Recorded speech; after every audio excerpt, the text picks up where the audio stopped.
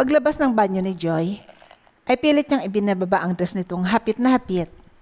Bakat na bakat ang kurba ng katawan niya. Dahilan para mapalingon si Liam sa kanya, naabala sa pag-aayos ng maleta nito. Kakain tayo ng lunch. Sasakay tayo ng yacht, tapos ganyan ang suot mo? Tanong ni Liam. May choice ba ako? Wala naman akong ibang damit ah. Reklamo niya sabay irap. Naupo si Joy sa harap ng vanity mirror at nagsimula siyang maglagay ng sunscreen at ang paborito nitong lipstick. Nang makapag-ayos siya, ay dali-dali siyang lumabas. Ngunit sinundan siya ni Liam. Oh, saan ka pupunta? Tanong nito. Bibili ng damit. Mukha akong sa bar pupunta kung ganito ang suot ko.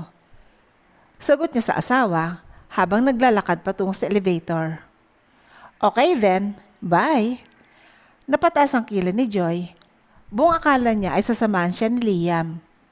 Iniwanan siya nito sa loob ng elevator. Napabuntong hininga na lamang siya at saka tumungo sa ground floor. Payapang naglalakad-lakad si Joy habang tumitingin sa paligid. Napakaraming tao at halos lahat ay turista. Marami ring nag-aalok-alok ng kanilang mga paninda. Napahinto si Joy nang makita ang isang lalaki na tumutugtog ng gitara habang kumakanta. May mga taong nag-aabot sa kanya ng pera. Mukhang Pinoy. Bulong nito at nagpatuloy sa paglalakad. Nakakita siya ng isang souvenir shop. Pumasok siya doon at nakakita ng mga t-shirt na may tatak ng Hawaii. Binili niya yon at naghanap pa ng ibang store. Nang makaramdam siya ng uhaw, ay nagtungo siya sa katabing restaurant doon. One mango shake please, sambit ni Joy at handa na sanang magbayad. Ngunit laking gulat niya nang makitang ubos na ang dollars nito at tanging peso bills na lamang ang laman ng wallet niya. Naku, wala na pala akong dollars. Give me 2, I'll pay for her, sabi ng isang lalaki at tumabi sa kanya. Napalingon si Joy sa lalaki at napagtanto niyang iyon yung lalaking kumakanta kanina-kanina lang. Kabayan, ako nga pala si Paulo. Inilahad nito ang kanyang kamay. Joy, nakipagkamay si Joy sa kanya at napansin ng lalaki ang singsing nito. Married? Tanong niya. Oo, kahapon lang. Walang ganang sagot ni Joy. Para namang hindi ka masaya. Ewan nga ba? Nga pala, babayaran na lang kita sa peso. Huwag na, libre ko na yon. Congrats newlywed. Nasaan ang husband mo? Tanong ni Paulo. Napayo ko naman si Joy at nahihiyang magsalita. Pakiramdam niya ay hindi niya deserve ang ganitong setup nila ni Liam. Mukhang namili ka mag-isa. Uuwi ka na ba ng Pinas? Puro souvenirs siya na. Komento ni Paulo, sabay turo sa paper bag ni Joy. Hindi. Wala kasi akong masyadong damit na nadala. Kaya bumili ako. Nakangiting sagot niya sa binata. Here's your order, ma'am, sir. Sabi ng isang waitress at inilapag sa kanilang harapan ang order nila. Thank you ulit dito ha, sabi ni Joy sa binata. You're welcome. Mauna na rin ako. Tutugtog pa ako eh. Sabi pa ng binata. Sabay talikod. Ngumiti naman ito. Habang umiinom naman si Joy ay laking gulat niya nang makita ang ina nito. Pakiramdam niya ay namamalikmata lamang siya. Nilapitan niya ito at nagkagulatan ang dalawa. Mom? Gulat na sigaw ni Joy.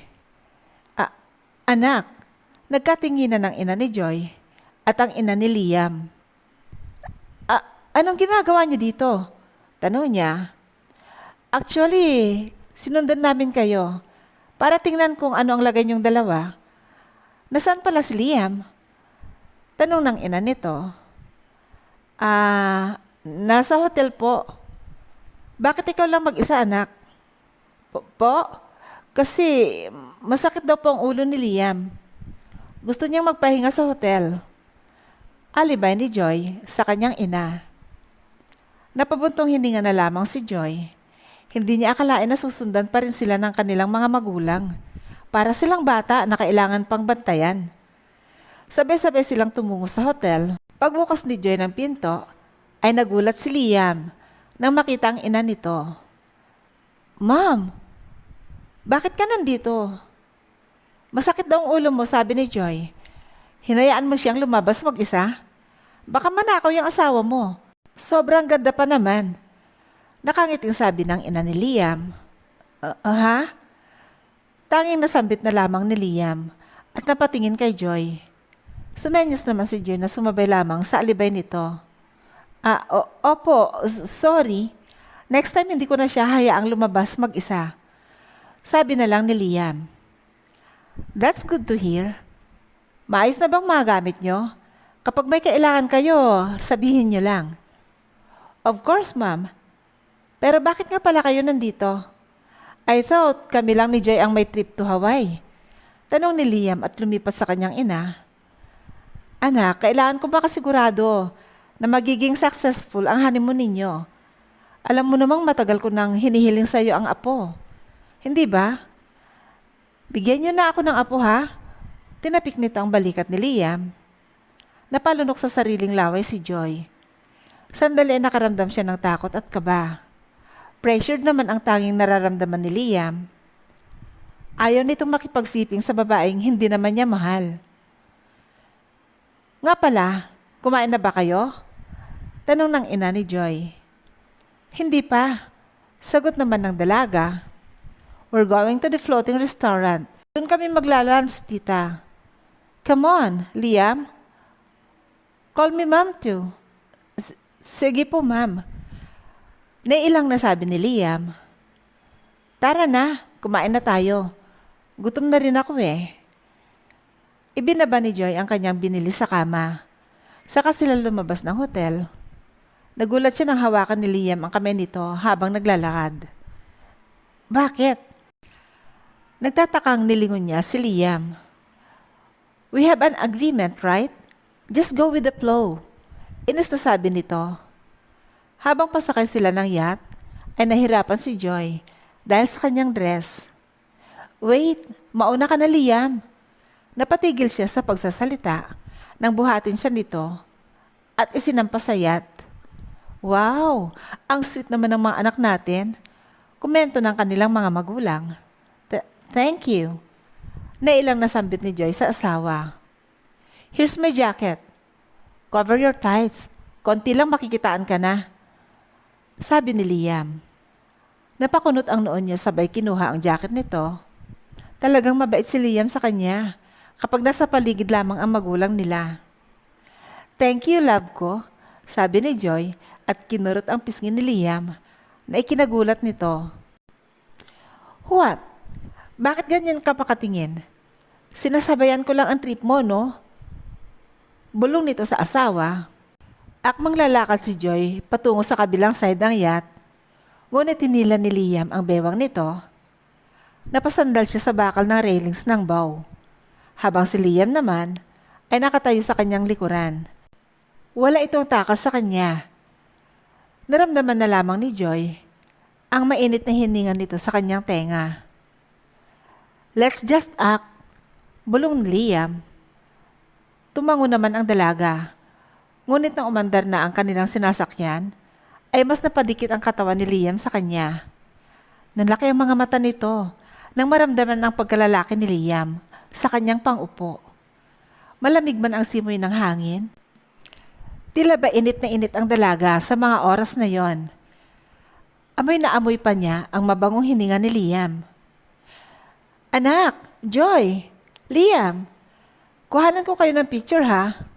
You look good together," sabi ng ina ni Joy. Napangiti naman si Joy sa cellphone ng kanyang ina. Iniharap siya ni Liam at inakbayan nito. Napatingin si Liam kay Joy. Halata sa kanyang mukha ang pilit nitong ngiti. Agad na binitiwan ni Liam si Joy, saka tumungo sa gilid upang maupo. "We're here. I hope you enjoy your lunch," sabi ng tourist guide na nagdadrive ng yate. Maghahawak kamay na pumasok si Liam at Joy sa restaurant. Maraming turista ang kumakain doon. Reservation for 4, sabi ng isang waitress na kausap ang kanilang magulang. Nang maupo sila sa kanilang lamesa, ay agad na inihain sa kanilang harapan ang iba-ibang putahe ng labang dagat. It looks so delicious.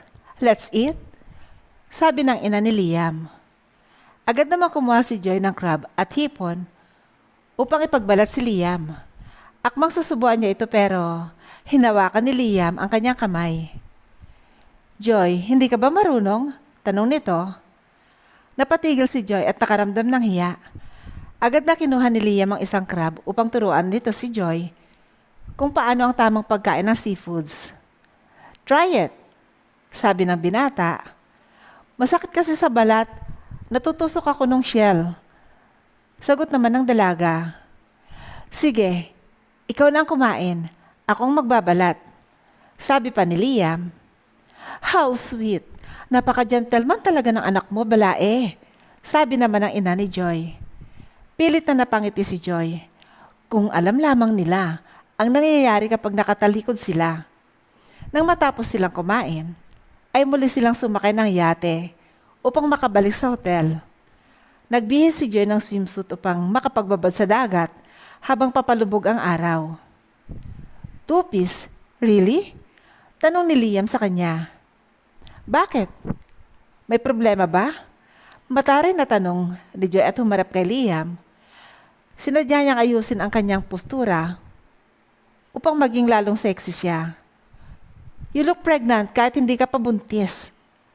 Busog na busog ka ata, pangaasar ni Liam sa kanya. Naikuyom ni Joy ang kanyang palad sa sobrang inis. Sinuot niya ang sunglasses nito at mabilis na lumabas ng silid. Buwisit na lalaking yun. Bulalas ni Joy sa loob ng elevator. Pagsapit ng dapit hapon, nakahiga lamang si Joy. Habang nakapikit, dinadama ang sinag ng araw habang naririnig niya ang mga ingay ng tao sa paligid. Mag-isa ka na naman? Napadilat si Joy nang marinig ang pamilyar na boses. Si Paulo yon. Tanging shorts na lamang ang suot nito. At kitang-kita ang six-pack abs niya. Napaupo naman si Joy. Oo, balak ko mag-swimming maya-maya. Sagot niya. Mag-isa? Baka mapaano ka. Gusto mo samahan kita? No thanks bro. Ako na lang ang sasama sa kanya. Nanlaki ang mga mata ni Joy nang marinig ang asawa nitong naglalakad papalapit sa kanila. Napatayo ang dalaga at sinamaan ng tingin si Liam. I guess he's your husband, sabi ni Paulo at ngumiti kay Joy. Oo siya nga. Salamat sa offer. Pero mukhang trip na niya akong samahan ngayon, sabi ni Joy at ngumiti rin pabalik kay Paulo. Mauna na ako. Enjoy your stay, sabi pa ni Paulo at naglakad ng papalayo. What's with that smile? Tanong ni Liam. Sabay upo sa tabi nito. Aha? Anong sinasabi mo? Sino ba yon? At ganyan ka makangiti sa kanya? Tanong ng binata. Napangisi naman si Joy. Nakabusahot si Liam at masama ang tingin kay Paulo. Tila ba nagsiselos ito? Nakilala ko lang kanina. So, masaya ka na nun? Hindi hamak naman na mas perfect ang abs ko sa kanya, no? Sambit ni Liam, sabay iwas ng tingin kay Joy. Oo na lang. Nasaan ba sila mami? Ayaw ba nilang mag-swimming? Tanong ni Joy. Tulog na sila. Dahil mamayang gabi daw pupunta tayo sa bar and grill. Doon tayo magdi-dinner. Okay. Mauna na ako mag-swimming ha. Pero before that, can you take a photo of me? Sayang ang kaseksihan ko kung hindi makakapture. Inabot ni Joy ang cellphone niya kay Liam. Wala namang nagawa si Liam kundi kuhanan ng litrato ang kanyang asawa. Lingid sa kaalaman ni Joy ang paghanga ni Liam sa ganda ng katawan nito. Okay na, Tama na yan. Binitiwan ni Liam ang cellphone nito. Thanks. Bye. Masayang sabi ni Joy, sabay takbo patungo sa dalampasigan. At habang dinadama ni Joy ang malamig na tubig ng dagat, ay nakamasid sa kanya si Liam. Palihim na pinapanood ang asawa. Hindi na nito natiis si Joy. Agad siyang sumunod at sinamahan itong maligo. Oh, bakit nandito ka? Mataray na tanong ni Joy. Hindi na nakakapaniliyam ang buhangin sa paa nito. Namangha siya sa galing ni Joy lumangoy at magpalutang sa dagat. Akala ko hindi ka sanay lumangoy. Sabi ni Liam. Akala mo lang yon. Hindi mo naman ako kailangang samahan. Wala naman sila mami dito Sabi mo magsasama lang tayo kapag nandyan sila. Bawal ba ako mag-swimming? Sa'yo ba itong dagat? Pamimilos na po ba ni Liam? Sinamaan ni Joy ng tingin si Liam, ngunit dahil hindi napansin ni Joy ang paparating na alon, mabilis siyang napakapit sa katawan ni Liam. Sabay silang inanod patungo sa dalampasigan. What the hell are you doing? Malulunod tayo. Nabigla ako sa alon Paliwanag naman ni Joy. Are you okay? Tanong naman ng binata. Tumango lamang si Joy at inaayos ang bikini nito, saka bumalik sa paglangoy. Ilang sandali pa ay narinig ni Liam ang boses ng kanyang ina at in-law. Naliligo pala kayo. Kaya pala walang tao sa room nyo. Katok kami ng katok Akala namin may ginagawa kayo. Pilyong sabi ng ina ni Liam. Ma'am, we need to rest and relax. Then, do the deed para mawalang stress mo. Pagpupumilit ng ina ni Liam. Ma'am, stop it. Nakakahiya. Kaharap pa si tita, Mami Minerva. It's fine, Liam. Pareho naman na kayong nasa tamang edad at gusto ko ring magkaapo na. I hope you will take a good care of my daughter and grandchildren. Sabi naman ng ina ni Joy. Of course, makakaasa po kayo. Napalingon sila kay Joy. Hindi ito makalakad ng maayos. Mabilis na nilipitan ito ni Liam at binuhat. Iniupo niya si Joy sa chair. Anong nangyari? Tanong ni Liam. Konting pulikat lang. Mabuti na lang at wala ka sa malalim. Nakapunta ka agad sa amin. Pag-aalala ng ina nito. Ma'am, okay lang. Hindi sobrang sakit. Parang may naipit lang na ugat Sagot naman ng dalaga. Napatitig naman siya kay Liam na dahan-dahang iminamasahe ang kanyang paa. Ramdam na ramdam nito ang mainit nitong palad. Masakit pa ba? Tanong niya. O okay na yan. Thank you, Liam. O bakit Liam lang ang tawag mo sa anak ko? I heard you calling him love. Kani-kanina lang sa yate. Nahihiya lang siya, Mom. Naririnig niyo raw kasi. Then, from now on, call each other in endearment. Tumango lamang si Joy at Liam. Wala naman silang magagawa. Muling nagtampisaw sa dagat ang dalawa. Pumusan ka sa akin. Ipakita natin na nag-e-enjoy tayo. Bulong ni Liam sa asawa. Bakit kailangan pa noon? Basta, pasan na sa likod ko. Walang nagawa si Joy, kundi ang sumunod kay Liam. Sumakay ito sa kanyang likuran at napasigaw si Joy nang biglang tumakbo si Liam. Hinigpitan nito ang kapit sa kanyang braso at leeg. Nakatingan ba sila, ma'am? Siguraduhin mong nakikita nila tayo. Para next time, hindi na sila magduda at hayaan na tayong dalawa. Sabi pa ng binata sa dalaga. Oo, nakikita ko si Mami. Pinipicturan pa tayo That's good. Baba na. Anong next? Let's write our names sa sand. Okay, kukuha lang ako ng stick sabi pa ng dalaga. Nagunahan ang dalawa na mabuo ang pangalan nila sa buhangin nang hindi ito inaanod ng tubig dagat. Napatalon sa tuwa si Joy nang manalo siya sa kanilang laro. Ngunit may grupo ng kalalakihan ang dumaan sa kanila at nahuli ni Liam na nakatingin ang mga ito sa asawa niya.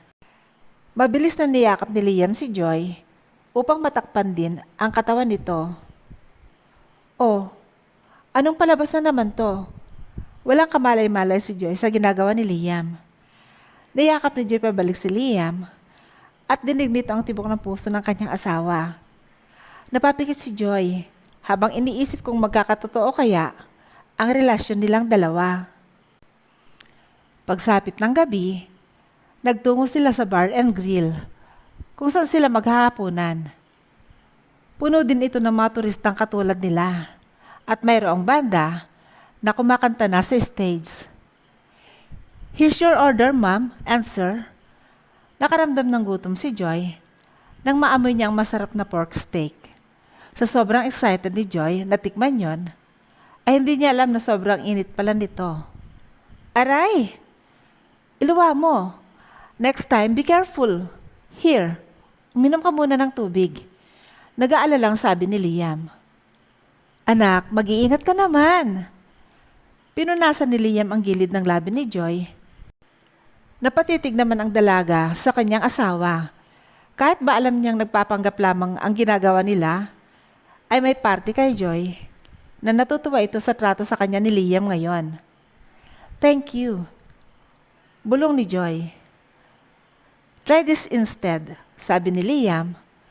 Sabay kuha sa tinidor nito. Sinubuan ni Liam ng pasta si Joy, habang ang mga magulang nila ay tuwang-tuwa sa kanilang nasasaksihan. Lingid sa kanilang kaalaman na pagpapanggap lamang ang lahat ng iyon. "Masarap, di ba?" "Oo nga, magaling ka talagang pumili ng order mo." Biro pa ng dalaga sa kanyang asawa. Napangiti si Liam at kanyang ipinaghimay ng steak si Joy. Habang kumakain sila, ay biglang umorder ng alak ang magulang nito. "Let's have a drink?" Masayang sabi ng ina ni Liam. Napayo ko siya dahil alam niya ang binabalak ng kanyang ina. Nais silang painumin ng alak at kung malasing sila, ay posibleng makagawa sila ng milagro. "Naku, Mami Jenny, masyado pong matapang itong in-order nyo. Baka po malasing kami niya ni Liam." Sabi ng dalaga. "Don't drink too much," bulong ni Liam sa kanya. Tumango naman si Joy ngunit habang tumatagal, ay paulit-ulit na pinupuno ang baso nito habang si Liam naman ay hindi rin makatanggi sa pagpilit sa kanyang uminom. Mabuti na lamang at mataas ang alcohol tolerance nito. "Liam, parang hindi ka umiinom. Mas malakas pa pala sa'yo si Joy sa alak eh." Biro ng kanyang ina. "Stop it, ma'am. Baka maging wasted lang si Joy," sabi ni Liam at kinuha ang alak sa kamay ng kanyang ina. "Anak, we're just having fun. Hindi ba, Joy?" Anya. Paglingon nila kay Joy, ay bigla na lang itong pumikit at nang babagsak ang ulo nito sa lamesa, ay mabilis na sinalo ni Liam ang noo nito gamit ang kanyang palad. "See?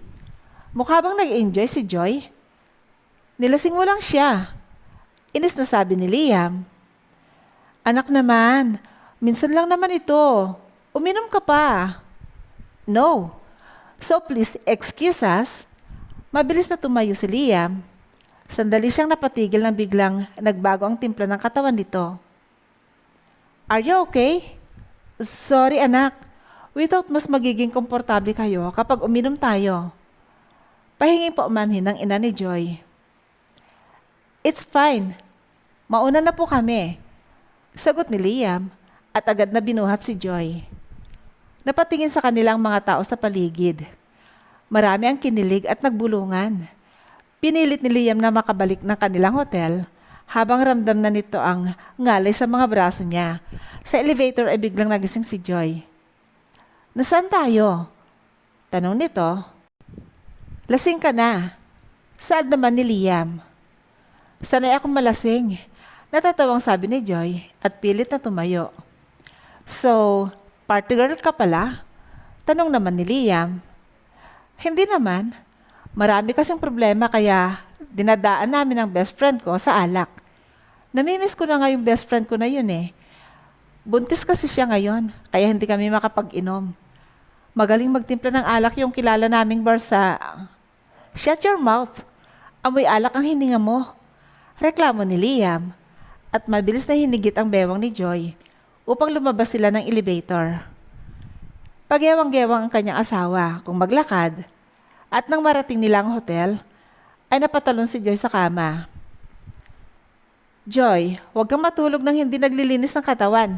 Nakakadiri ka. Reklamo ni Liam. Hindi na sumagot ang dalaga. Napabuntong hininga na lamang siya at tinanggal ang sandals ni Joy. Saka nagtungo sa banyo si Liam upang maglinis ng katawan.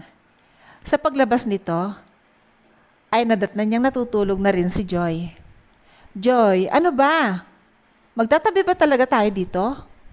Sa bagay, you're wasted naman. Pinatay ni Liam ang ilaw at tanging side bed lamp lamang ang nagbibigay ng liwanag sa kanila. Hinila ni Liam ang isang unan, saka inilagay sa gitna nila. Payapang nahiga si Liam sa tabi ni Joy. Akmang pipikit na si Liam nang biglang bumaling si Joy sa harapan niya. This is our first time sleeping together. Hindi mo man lang ba nabanggit na malikot ka palang matulog? Bulong ni Liam at dahan-dahang itinulak si Joy. Ngunit itinaas ni Joy ang kanyang kamay at bumagsak ito sa lieg ni Liam. Napatitig siya sa kagandahan ng kanyang napangasawa. Bumaba din ang kanyang tingin sa mga labi nito. Nakita na lamang niya ang sarili na nagnakaw ng halik kay Joy. Tila ba nawala sa sarili si Liam sa mga sandaling iyon. Nadala siya sa maamong mukha ni Joy. Hindi man lang nagising ang asawa nito. Sa pagnakaw niya ng halik, tinalikuran ni Liam si Joy at agad nang pumikit. Hindi niya alam kung anong pumasok sa utak niya para halikan ang natutulog niyang asawa. Kinabukasan, nagising si Joy sa sakit ng ulo nito. Ano ba naman yan? Ilang beses ko na bang sinabi sa sarili ko na hindi na ako iinom? Reklamo niya. Buti nga sa'yo. Dinig niya sabi ni Liam. Napadilat si Joy at nakita ang asawa nitong nakaupo sa couch habang may hawak na tasa ng kape. Sinong nagdala sa akin dito? Sagot niya. Sino pa nga ba? Napakalikot mo palang matulog. Baling ka ng baling. Para kang piniprito. Reklamo ni Liam at nag-iwas ng tingin. Muling sumagi sa kanyang isipan ang ginawa niyang paghalik kay Joy kagabi. Tuloy-tuloy tulog ko. Hindi ko naman namamalayan na malikot ako. Himala at tinabihan mo ako. Akala ko ba ayaw mo sa akin? Inis na sabi ng dalaga. What do you expect? Our parents are looking forward to their grandchildren. Alam mo ba ang unang tanong nila sa akin pagpunta ko sa baba? Para kumuha ng breakfast? Ano naman? How's our night? And did we enjoy it? Sinong gaganahan? Umagang-umaga yun ang tanong. Ikaw din kasi. You didn't even know that my mom is tricking you. Panay shit sa'yo kagabi para malasing ka. Inaasahan niyang mag-iinit ka. After that pero wasted ka. Bagsak sa kama.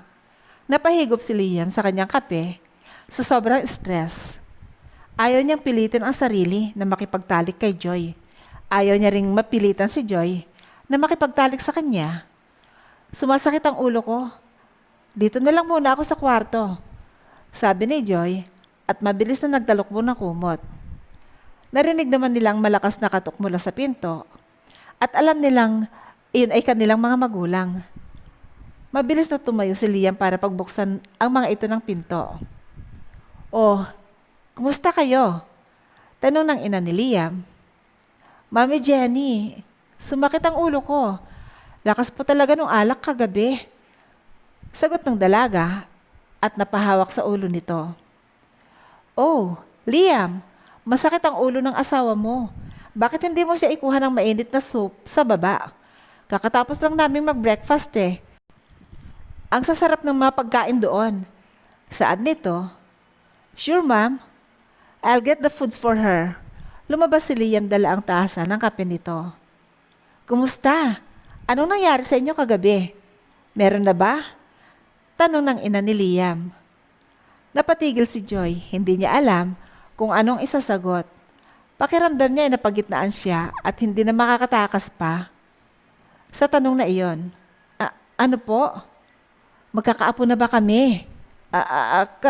Kasi po,